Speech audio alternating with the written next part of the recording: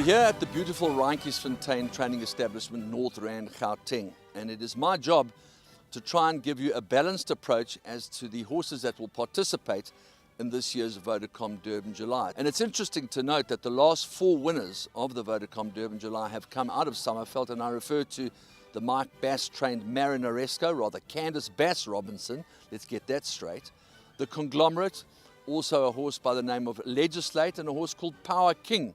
They were all trained at Summerveld. But before that was a horse called Heavy Metal, who used the Jubilee as his final preparation going into the Vodacom Durban July. During the course of the next few days, we're going to be chatting to Sean Tarry, and we're going to be chatting to Matthew de Kock, we're going to be chatting to Michael or Adam Azzi. We'll also speak to Jeff Woodruff, and we'll speak to Robbie Sage about the Gauteng chances of winning this year's Vodacom Durban July. In tonight's program, first up, Sean Tarry. I would think that you must be very well pleased with the result of the Jubilee Handicap.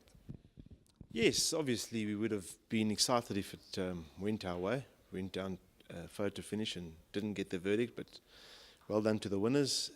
Tilbury ran a very, very good race. He finished his race off well. In terms of a prep for the July, I really couldn't have asked for much more than what he did. Let's come back to Tilbury Fort for the simple reason that we're standing in front of the son of Count Dubois, Social Order, who ran in the same race, absolutely cracking run as well. Yeah, I think he's a big runner in the July. He's run at level weights to the horse that's number 1 on the log. With all the scratchings, he's bound to have come in, obviously, into the top 18, I would say. And Social Order is also taken off on the outside. Het Puntana and Social Order. Het Puntana, big payday. Social Order. But I think the important part about yesterday's run was the fact that he hadn't run since March. And I think I just needed to show, first of all, the horse's well-being. And second of all, he needed the run, just in terms of a prep. So I think he's done everything asked of him. He got caught 3 deep. May have hit the front a little early, but in terms of showing his well-being and a prep run, I was very, very pleased. I don't think he necessarily had to qualify on yesterday's run. I think he was probably in before that. So I'm making the assumption that you know these rules well. In terms of the number of days that he hadn't been on the track, he probably wouldn't have had to barrier trial. Yeah, no, he wouldn't have had to barrier trial. I wasn't there to try and cement a position. I'm there to get him into the race with the best possible prep. It was a lovely prep run.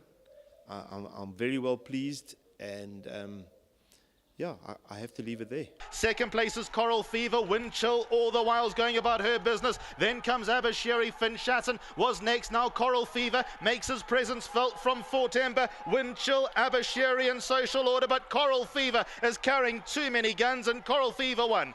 The same race has produced a horse called Yakim, who's very much on an upward spiral. Looks like a talented horse, and in a way sad for Lyle Hewitson that he didn't bag his first grade 1 and the Jubilee. I mean, at the end of the day, he's a hard worker, he deserves it, and Tilbury Fort was anything but disgraced. Yes, very excited that Lyle's got that Group 1 win under his belt. Can only help his confidence. I think he did everything right. The stable companion may have inconvenienced him on the turn, which maybe cost him a half a length or a length. But it is what it is. The panel will either say that he's done enough to get in, or they weren't happy with that. So the horse has been very, very well prepared for this race. We obviously have always rated the horse, but he needed to be gelded, which he's done. He was very unlucky not to be 3 from 3 since being gelded. And in terms of his preparation, another very, very good prep into the July, and no question marks. Yeah, it's interesting for me because I remember there was a time when we were talking about Tilbury Fort as a 3-year-old, having run in all those classics. You said to me, well, we're glad he got in, but really all the owners wanted to do was have a runner, knowing full well that he needed to be gelded. Yeah, I mean, that was basically the topic of conversation last year, this time. I'm saying we need to geld the horse, and the guys were saying, well, we'd really love to try and get him into the July. Well, we managed to run in the July, but he did need gelding. Took his place in the Summer Cup, and then we really decided enough is enough, and gelded him, and certainly has had the desired effect. horses get gelded for different reasons. Was he hemo-concentrating? Was he heavy? What was your thinking? Was he coltish? He wasn't moving as he should be moving, first of all. And second of all, he's not the easiest horse in running, and he wasn't settling nicely. So those were the two main reasons. But, I think we've seen benefits all round, and a decision that should have been made some time ago. Okay, now on to Matador Man. Now, he's a horse that ran third in the Grade 1 last season, more or less the same time of the year, Champions Cup behind Sale South. Fantastic run, and his prep has come along nicely. Matador Man is definitely a Durban horse. That's why we've left him in Durban. He raises his game good few pounds at Greyville. Yeah, he finished on a very high note last season. Just didn't reproduce it in Joburg. Having said that, his debut in KZN again this season was very, very good. He was running on strongly, inconvenienced for a while.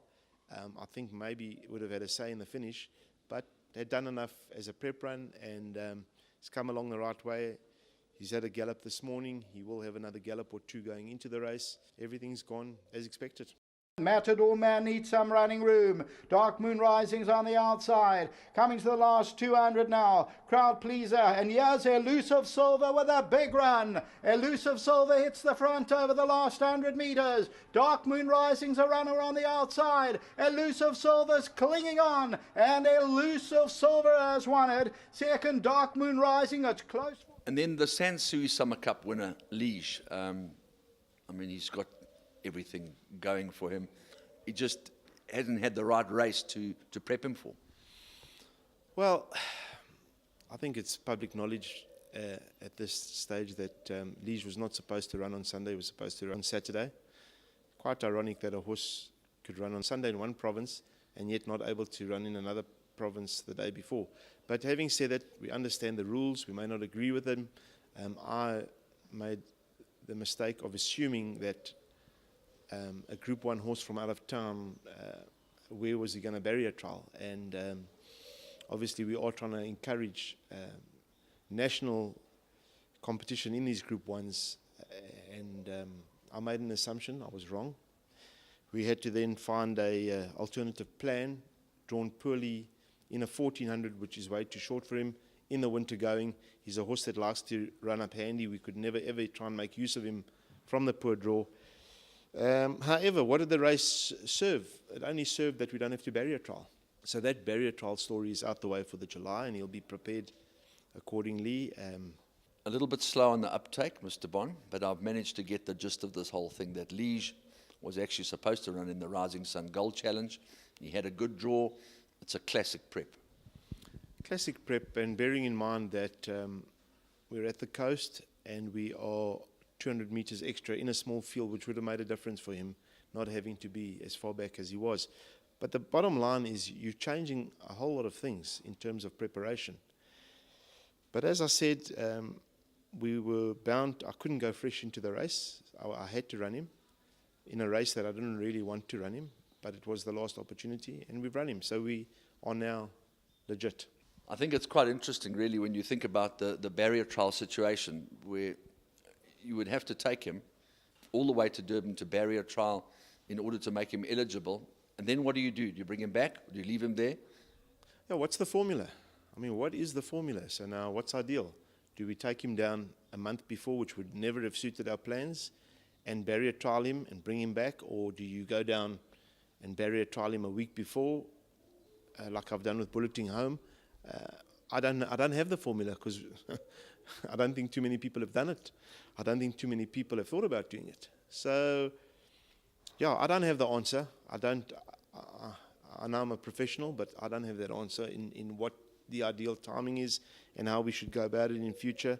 But it is a bit mind-boggling that a horse qualifies to run on a Sunday but doesn't qualify on the Saturday, bearing in mind we're in the same country, same international rules apply, the same punting population. It is mind-boggling. Down the inside is Liege, who's picked up the advantage from in second position for Timber.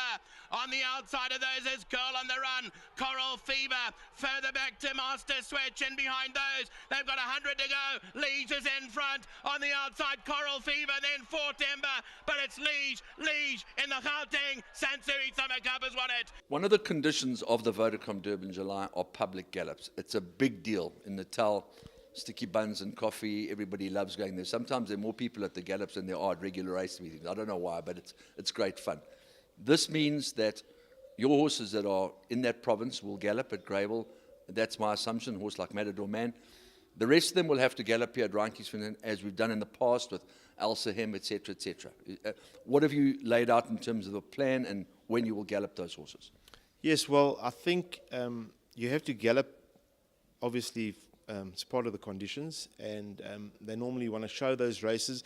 Often, logistically, it doesn't work out, and I've galloped my horses, and we haven't even seen those gallops on race day. So I think the right thing to do is probably gallop them a few days earlier, that everything's in place, that the logistics of showing those gallops are guaranteed, and I think that would probably be best for all. Okay, now I know you'd be happy with any one of these horses winning. But at this moment in time, what does Sean Terry really think? Is there so little between these horses, or do you have one horse that you think has really got the heavy metal Pomodoro win in him? Let's be honest, the two classic preps for this race that have been very, very successful, barring the 3-year-old classics, have been the Greyville 1900 and the Jubilee. And I feel that I've had two very good preps in both. I think Bound by Honor ran 5th in the Jubilee. He ran Pocket Power and Dancer's Daughter to a length in the July. He ran 3rd. So I've had tremendous success out of the Jubilee, and I think a good few winners have obviously come from the Greyville 1900. I'm obviously not talking about the 3-year-old classics because I don't have a 3-year-old in the race.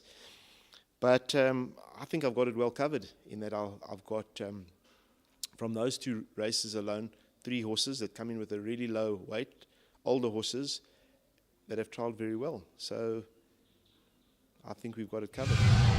Well, we certainly hope that you've enjoyed this evening's interview with Sean Terry, giving you his insight into why he thinks his horses should be in this year's Vodacom Durban July. Not least of all their merit rating, their great performances like Liege winning the Sansui Summer Cup, like Tilbury Fort's run in the Jubilee, like Social Order's run in the Jubilee, and all his other collateral form, bearing in mind that the blinkers certainly have worked wonders for the son of Count Dubois. The fact that the gelding has done an enormous amount of good for Tilbury Fort, and the fact that Matador Man just happens to be a much better horse in KwaZulu-Natal than he is up here in the Highveld. If you take a look at his Grade 1 performance at the end of last season in the Champions Cup. Thanks for joining us, and we look forward to the next update for the Vodacom Durban July.